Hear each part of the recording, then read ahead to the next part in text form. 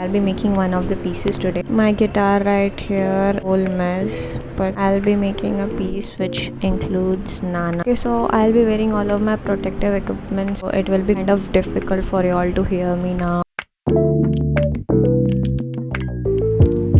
Before proceeding with the item today, I'll be first completing the yesterday's order, which is this beauty. I will be giving a finishing look for this and complete the bag. So after this, we will start with our Nana piece.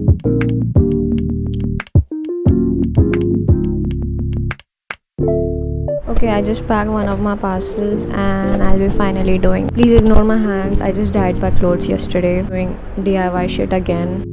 What the dog doing?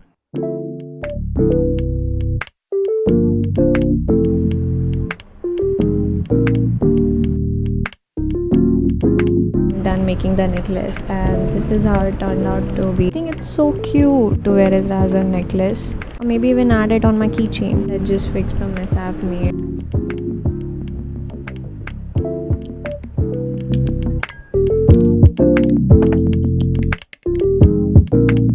Now I'll wash it in this cup to remove the residue.